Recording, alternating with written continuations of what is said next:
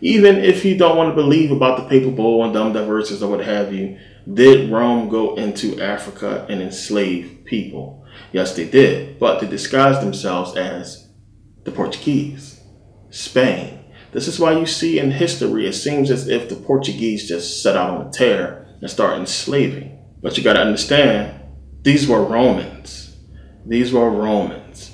So again, as I talked about before in the Moors DVD, when you go look at the fact that you have Rome come into Spain, take it from the Moors, come down into Morocco, over to Tunisia and Algeria, northern Egypt, and basically start conquering North Africa and mixing with the Africans and Arabs that was there, and bringing about these civilizations that we see today.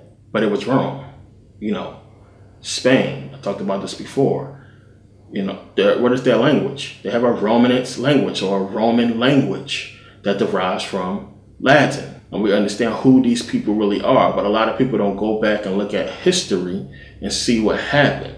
So you had the papal bull. You had Alfonso V go in and start conquering these territories and enslaving African people. You then had the strength of the Roman armies basically going out and conquering and enslaving and taking lands. Plain and simple. So we know we had later, you have Alexander VI basically amend that whole papal bull to basically include the new lands, or the so-called New World. And again, you trace it all the way back, Ferdinand and Isabella, who basically helped finance Christopher Columbus, who was Italian. And Ferdinand and Isabella, they were Roman Catholics. They were born in Spain, but this is how Rome do it. This is how they do it. You want to get somebody who was born in the country to basically control the people, but you are in control of those people. Rome has never lost power, as I always say, but they financed Columbus to go out and do what he did. Now we know the stories of how he was supposed to be going to India, ended up in the Americas or what have you, but then a lot of people just ignore the fact that he had surveyors and guides. And he took multiple trips back and forth to the Americas. And I don't understand how people think it's just this one trip. It's multiple trips. And they leave out the part to where he was in South America, massacring people, killing people, massacring people, taking gold and taking whatever he could and killing a lot of people. So we can trace this thing back, trace it back to the papal bull, to Rome's involvement, to the Jewish involvement of slavery, and see what happened as the Pope decreed basically that they can go out and conquer worlds. And who the fuck is these people? Who do they think they are? Now this is where the whole religion thing comes into play. These people playing God and acting like God said go ahead and conquer these lands. And when I talked about before in my last video how they put in last DVD, how they put in the Bible exactly what they did. So when you read in the Bible, if they get you hooked on this Christianity, when you read in the Bible about how God, said go into these lands and take it for yourself, how is God giving you land, but you got to go in there and kill people to have it? Think about that. So who is God? As I said, it's this government system. That is, when I say government, it's a global government. It's a global government. Now, global not meaning every single country, of course, but majority of the people, the major countries that's still in power today is under Roman power, have been, for hundreds of years. But these people play God and say that they're God and go out and do exactly what the Bible says and try to justify it by saying, well, this is what God did, this is what God wanted.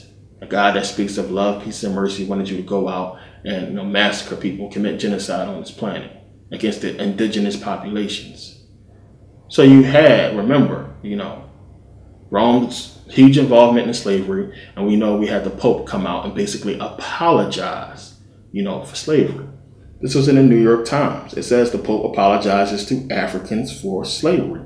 Pope John Paul II today apologized to Black Africa for the involvement of white Christians in the slave trade. And you have a lot of white people to say, oh, Christians wasn't enslaving people. Bullshit. The Pope's remarks came in an address to Cameroon's intellectuals on their task in society and on the importance of integrating the Christian message with African culture. John Paul said the task of Christians involve healing and compassion because the man who is in need on the side of the road is their brother, their neighbor. He continued, quote, in the course of history, men belonging to Christian nations did not always do this, and we ask pardon from our African brothers who suffered so much because of the trade in blacks. Now, one of the things that people are not going to pick up on from reading that quote from the Pope is him admitting that we suffer from the effects of slavery.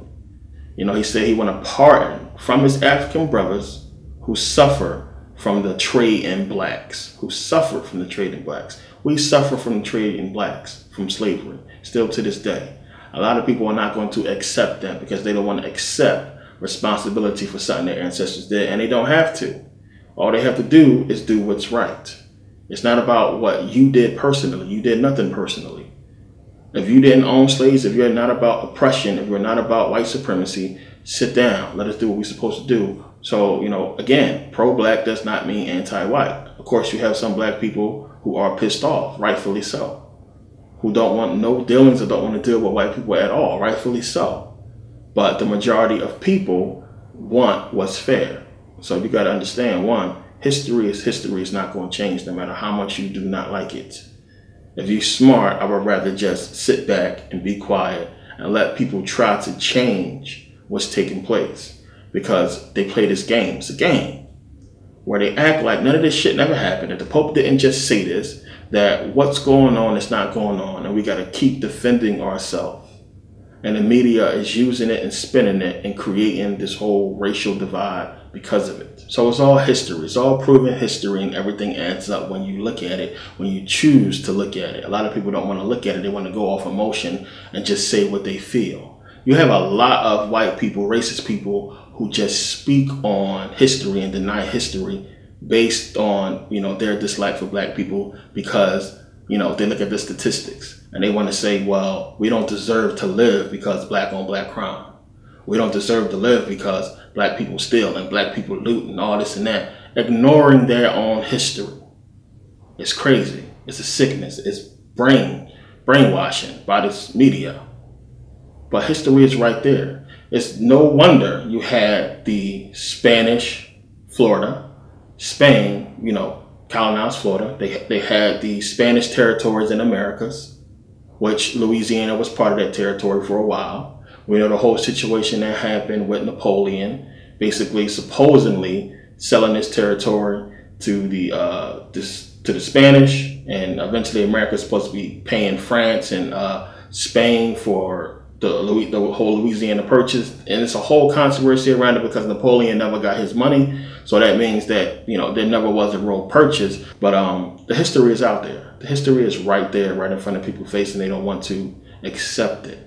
Now, one of the reasons why I wanted to make this video is because, you know, I see too much of people just not understanding the real history of this country and what has happened. You know, granted, I talked about this before in the previous video about what happened after slavery ended with Lincoln and everything like that. What happened, happened. It was only a short gap to where you had the power structure, not the complete power structure, but you had, let's just say, politicians in America, or you had a nice chunk of America willing to do the right thing. And, you know, that was wiped out after 1913 when the powers that be regained control of the Americas. And this is what a lot of these Native Americans coming forward don't realize, and a lot of black people don't realize either, that it's two different Americas and you have to separate them. I understand that we are basically being held hostage. And deep down, a lot of people have in their mind that if we did revolt, it will result in our death.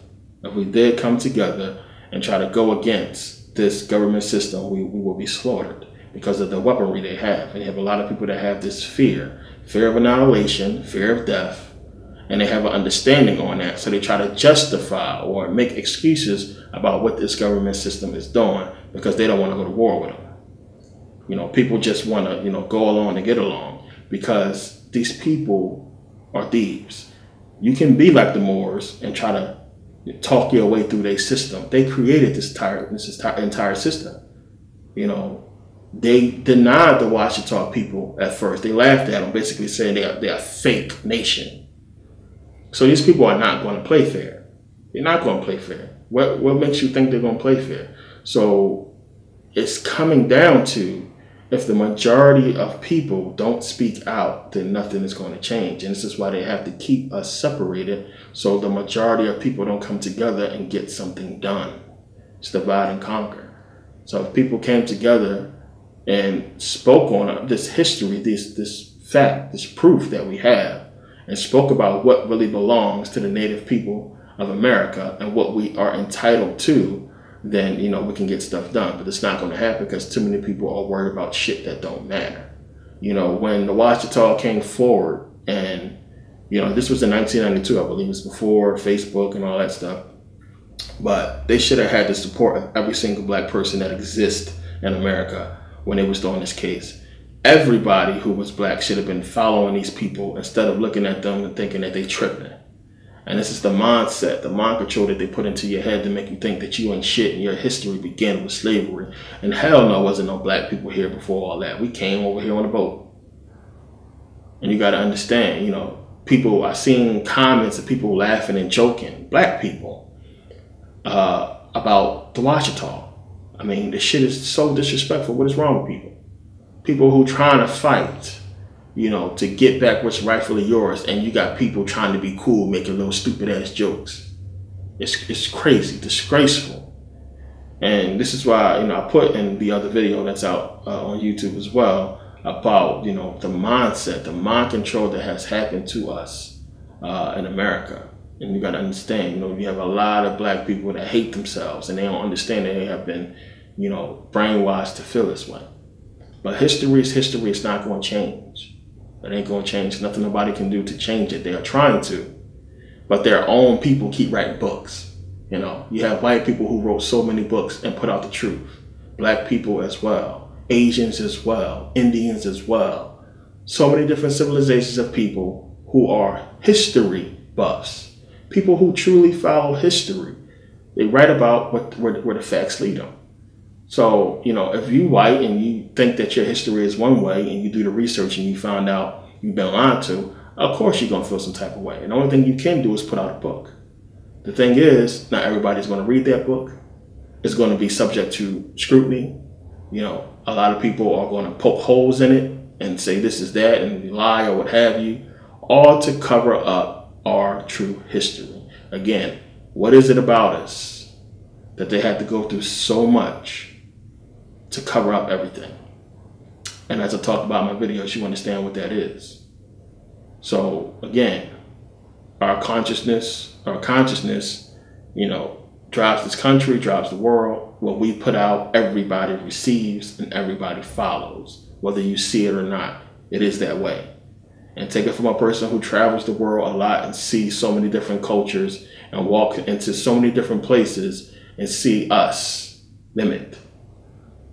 You can see it, and it's something that they understand and something that they know. So if you give black people land and a nation and place unto themselves to do what they need to do as far as getting ourselves together, it will get done. It will get done. But of course, they will hinder it in so many different ways. It won't be fair. And this is what people are not seeing. You know, it's subtle. But there's so many things that they put in front of us that's unfair, you know, and you don't know what's in a person's heart and how a person feels about something. You walk in the door of a bank and it's all smiles and everything is shaking hands and cool, but you don't know that this person is racist and they're not going to give you the money.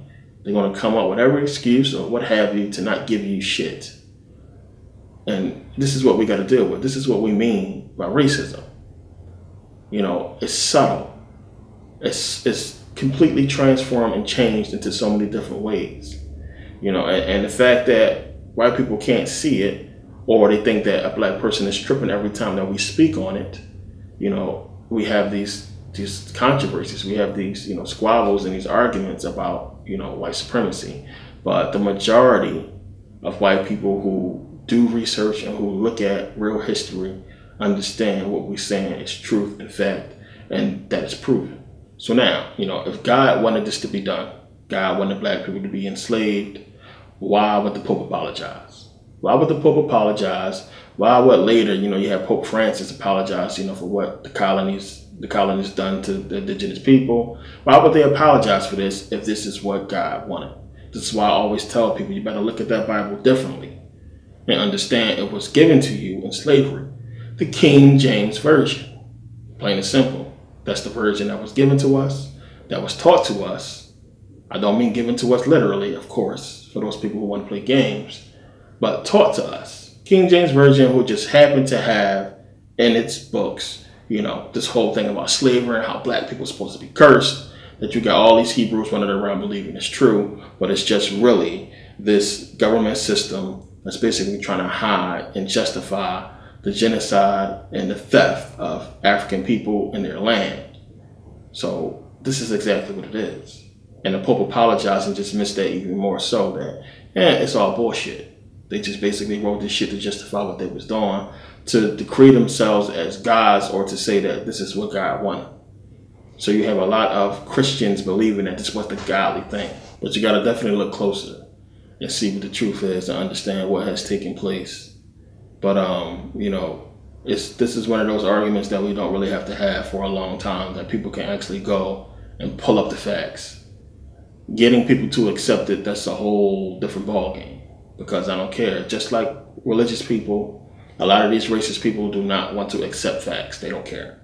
They think that they can justify what's happening to black people based on the fact that we supposedly kill each other and sell drugs and all this other kind of crap. This is how white people seriously justify slavery, everything else. This is their thing. Well, as soon as you start stating facts, they say, well, why don't you stop killing each other? Statistics, stats, as if it's justifying everything that we do. This is the only argument they have. The only argument. It's bullshit. It's bullshit. History is what it is. And, the thing is, one, we got to really look at it and learn from it and teach it and get people to know, what really happened and what's really going on, and not have people walking around uneducated about, who really owns America, who really belongs in America. My whole thing I always said is, who the fuck put anybody in charge of any country? The world is all of ours. Fuck a passport and all that extra shit you need and all these documentations and papers and all this bullshit that you need to live somewhere. That's stupid. Now, don't get me wrong. You should have basically the right to claim land. We should have some kind of system set up to regulate land, but it's plenty of land, as I always talk about. I can understand that, but you only need but so much land. But when you talk about a person going where they please as far as country, you have your rural neighborhoods, you have where people live, that is your personal property. But outside of that belongs to everybody. So who the fuck made these people in charge, put these people in charge of these lands? And this is something that I always hated, that you got to go through all this paperwork and everything to go on land that belongs to all of us. You got governments that saying you can't go here, you can't do this, you can't do that, on what appears to be public property.